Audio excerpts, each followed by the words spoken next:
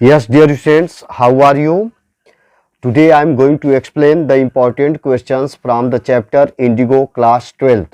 Class 12th के Indigo से हम important questions को आज डिस्कस करेंगे and I want to tell you dear students कि आंसर को याद करना ज़रूरी नहीं होता, जितना ज़रूरी होता है क्वेश्चंस को समझना। अगर आपने क्वेश्चंस को समझ रखा है तो आप उसको अपने शब्दों में लिखकर ईजिली कंप्लीट कर सकते हैं अपना answer. So it is necessary to all the students to understand the questions. Question क्या कर रहा है, क्वेश्चंस का थीम क्या है। If you have understood well तो surely you will write, you will be successful in writing the answers in your own words. So आइए बिना टाइम को देर किए हुए हम इसका एक्सप्लेनेशन शुरू करते हैं। इसके आंसर को हम डिस्कस करेंगे, क्वेश्चन आंसर को। इसका दो पार्ट बनाऊंगा। First part today I am going to explain and second part will be in following days. Okay, आइए फिर हम इसका एक्सप्लेनेशन शुरू करते हैं। Yes dear students, first of all we will discuss about the characters who are available in the Indigo.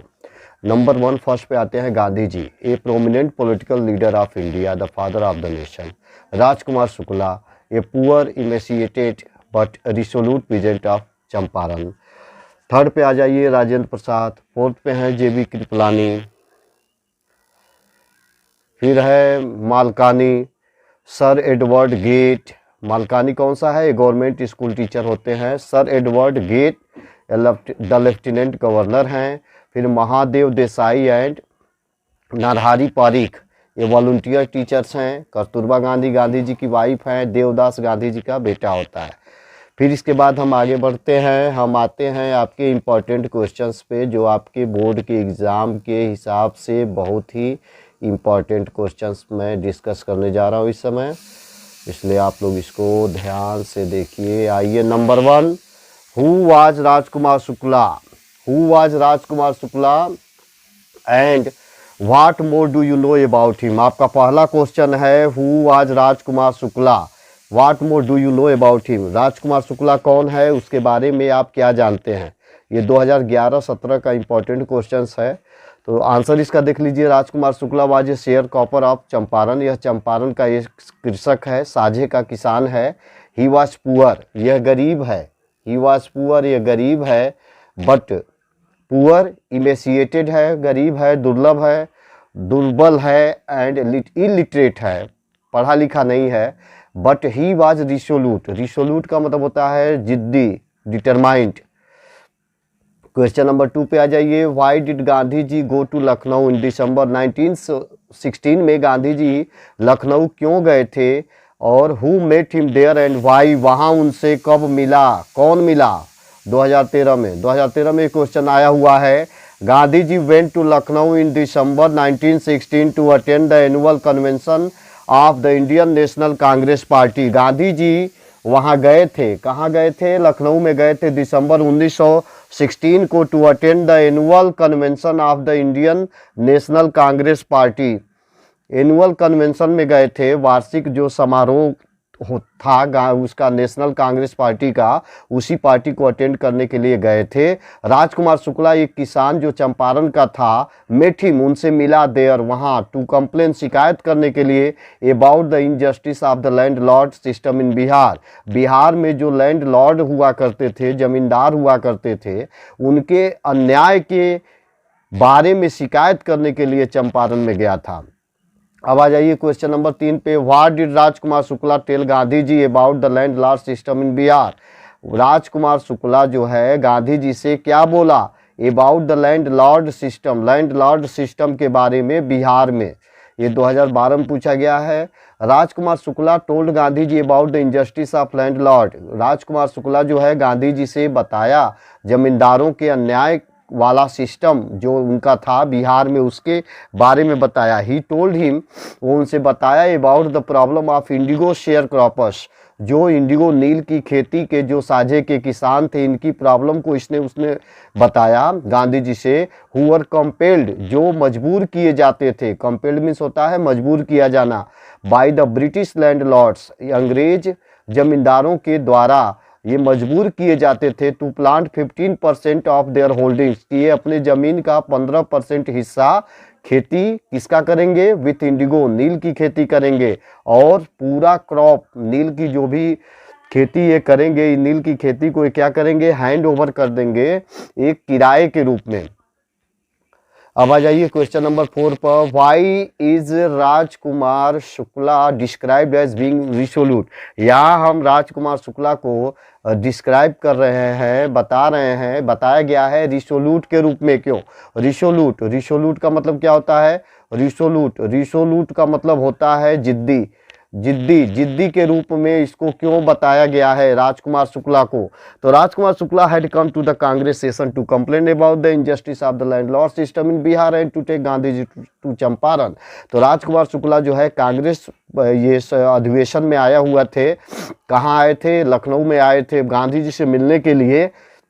वहाँ उन्होंने गांधी जी से मिला। He met Gandhi ji who could not give him any appointment. लेकिन गांधी जी उसको वहाँ कोई मिलने का अपॉइंटमेंट डेट नहीं देते हैं, ना टाइम दे पाते हैं, क्योंकि he had to visit Kanpur. ये कानपुर पहले ऐसे लिखा जाता था डियर स्टूडेंट्स, क्योंकि ये इन्हें कानपुर में जाना था और अदर प्लेसेस इंडिया पर विजिट करना था, जिसकी वजह से ये वहाँ इसको समय नहीं दे पाते हैं। बट ही रिमेंड पेशेंटली, लेकिन पूरे धैर्य के साथ राजकुमार शुक्ला उनके साथ था, गांधी जी के साथ, फॉर वीक्स, कई सप्ताह तक, जब तक ही ऑब्टेन्ड फिक्स डेट, जब तक कि गांधी जी ने कोई फिक्स डेट इसको नहीं दे दिए। सो इसलिए ही इज डिस्क्राइब्ड, यही वजह है कि इसको यहाँ जिद्दी के रूप में, रिसोल्यूट के रूप में बताया गया है। अब आ जाइए क्वेश्चन नंबर 5 पे। Why do you think the servants thought Gandhi ji to be another peasants? आप क्यों सोच सकते हैं इस बात को कि जो सर्वेंट थे उन्होंने गांधी जी को दूसरा किसान क्यों समझा? भाई आप क्या सोचते हैं कि सर्वेंट, नौकर जो थे, इन्होंने गांधी जी को दूसरा किसान क्यों समझा? तो आपको याद होना चाहिए, जब गांधी जी राजकुमार शुक्ला के साथ राजेंद्र प्रसाद वकील के यहाँ जाते हैं, तो वहीं की ये बात है। वहाँ जो राजेंद्र प्रसाद के वकील जो सर्वेंट्स हैं, उन्होंने गांधी जी को एक किसान समझा। सोचे कि ये भी छोटे मोटे कोई किसान होंगे, तो ऐसा वो क्यों सोचे? तो the servants knew Rajkumar Shukla as a poor peasants. जो सर्वेंट थे, नौकर थे, वो राजकुमार शुक्ला को एक गरीब किसान समझते थे, जानते थे कि वो गरीब किसान है, पहले से जानते थे, जो अक्सर ट्रबल्ड किया करता था, जो राजकुमार शुक्ला अक्सर परेशान करता था अपने उन मालिकों को। तो Rajendra Prasad to help indigo sharecropper. Rajendra Prasad जो मालिक थे, राजेंद्र प्रसाद के पास अक्सर ये प्रॉब्लम लेकर जाता था और उनसे अपने प्रॉब्लम को बताता रहता था, जिससे उसके नौकर पहले से जानते थे कि राजकुमार शुक्ला एक गरीब किसान है। गांधी जी came there along with Rajkumar Shukla, और गांधी जी राजकुमार शुक्ला के साथ वहां गए थे, इसलिए उन्होंने गांधी जी को भी एक दूसरा किसान समझा। अब आ जाइए क्वेश्चन नंबर 6 पे। Why was Gandhi ji not allowed to draw? Gandhi ji allow नहीं थे, गांधी जी अलाउड नहीं थे किस बात के लिए? टू ड्रा वाटर, की पानी को वो ले सकें फ्रॉम द वेल, कुएं से, राजेंद्र प्रसाद के घर के कुएं से पटना में पानी को ले सकें। ये वो अलाउड क्यों नहीं थे? तो Gandhi ji was not allowed to draw water from the well. Gandhi ji को अनुमति नहीं थी कुएं से पानी निकालने की, राजेंद्र प्रसाद के घर के कुएं से जो पटना में था। लिस्ट, कहीं ऐसा न हो कि सम ड्रॉप्स, लिस्ट का मतलब होता है कहीं ऐसा न हो, कहीं ऐसा न हो कि कुछ ड्रॉप पानी की उनके बाल्टी से गिरे और पोल्यूट द इंटायर सोर्स, और पूरे सोर्स को, पूरे कुएं के पानी को पोल्यूट कर दे, इसलिए इन्हें नहीं दिया गया अनुमति। The servant did not know, लेकिन नौकरों को पता नहीं था कि वह एक अनटचेबल नहीं थे। अब आ जाइए क्वेश्चन नंबर 7 पे। Why did Gandhi ji decide to go to Muzaffarpur before going to Champaran? Champaran जाने के पहले गांधी जी ने क्यों निर्णय ये लिया कि वो पहले मुजफ्फरपुर जाएंगे? तो why did Gandhi decide to go to Muzaffarpur, हाँ, बिफोर गोइंग, चंपारण जाने के पहले तो Rajkumar Shukla had given a lot of information to Gandhi ji. Gandhi ji को राजकुमार शुक्ला ने बहुत ढेर सारा सूचना, इंफॉर्मेशन दिया हुआ था इंडिगो शेयर क्रॉपर के बारे में। Gandhi ji decided to go to Muzaffarpur, लेकिन गांधी जी ने निर्णय लिया कि वो मुजफ्फरपुर जाएंगे before going to Champaran, Champaran जाने के पहले, to obtain more complete information, जिससे वो अत्यधिक इंफॉर्मेशन प्राप्त कर सके अबाउट द कंडीशंस देयर, कि वहाँ के हालात क्या हैं। एक्चुअली राजकुमार शुक्ला ने गांधी जी को बताया तो सब कुछ था, लेकिन फिर भी गांधी जी को लगा कि मुझे एक बार मुजफ्फरपुर जाना चाहिए चंपारण जाने के पहले, और वहाँ जाकर और भी ढेर सारा हम इंफॉर्मेशन प्राप्त करें कि एक्चुअली प्रॉब्लम कहाँ से हो रही है। अब आ जाइए, he visited Muzaffarpur to inquire from the lawyers, तो इसलिए वो मुजफ्फरपुर चले गए और वहाँ जाकर वकीलों से इन्होंने पूछताछ किया इस मामले में। अब आ जाइए क्वेश्चन नंबर 8 पे, why did Gandhi ji chide the lawyers, Gandhi ji ने वकीलों को क्यों डांटा, ये क्वेश्चन है, इंपॉर्टेंट क्वेश्चन है प्यारे बच्चों, डियर स्टूडेंट्स। तो the lawyers frequently represented peasants group in court, अक्सर जो वकील थे ये ग्रुप में, जो कोर्ट में ये जाते थे, किसान जाते थे, इनसे इनकी मुलाकात होती थी, बहस होती थी, और दे टोल्ड हिम, ये वकील उन्हें बताते थे अबाउट द केस, कि आपका केस इतना बड़ा है, इतना गंभीर है, और इसलिए उस केस के हिसाब से इसकी इतनी फीस होगी। तो गांधी जी चाइडेड देम, गांधी जी ने वकीलों को डांटा फॉर कलेक्टिंग बिग फी, क्यों डांटा, क्योंकि वो लोग कलेक्ट कर रहे थे बिग फी, ज़्यादा अमाउंट मांग रहे थे from the poor and crushed sharecroppers, इन गरीब और कुचले हुए किसानों से। What did peasants pay the British landlords as rent, ये क्वेश्चन भी जबरदस्त क्वेश्चन है dear students. What did the peasants pay, ये peasants किसान क्या देते थे ब्रिटिश लैंडलॉर्ड्स को, इन अंग्रेज जमींदारों को किराए के रूप में क्या देते थे। What did the British now want and why, और ये British What did the British now want and why, अब ये ब्रिटिश क्या चाहते थे और क्यों चाहते थे। तो द पीजेंट्स यूज टू पे द इंटायर इंडिगो हार्वेस्ट, जो किसान थे अपने पूरे नील के फसल को दे दिया करते थे, उससे जो भी इनकम होता था वो पूरा दे दिया करते थे, किसको, ब्रिटिश लैंडलॉर्ड्स को किराए के रूप में as rent. Soon the landlords learn, जल्दी ही इन जमींदारों को पता चल गया कि जर्मनी है डेवलप्ड, जर्मनी ने सिंथेटिक इंडिगो बनाया है, जर्मनी ने सिंथेटिक मतलब बनावटी आर्टिफिशियल इंडिगो का निर्माण करना शुरू कर दिया है। तो now they wanted the share cropper, इसलिए अब वे चाहते थे कि जो शेयर क्रॉपर हैं टू पे कंपनसेशन, वो कंपनसेशन दें, क्षतिपूर्ति दें, एज दे रिलीज्ड देम, क्योंकि वे उनको रिलीज कर देंगे। कौन किसको रिलीज कर देगा, लैंडलॉर्ड्स।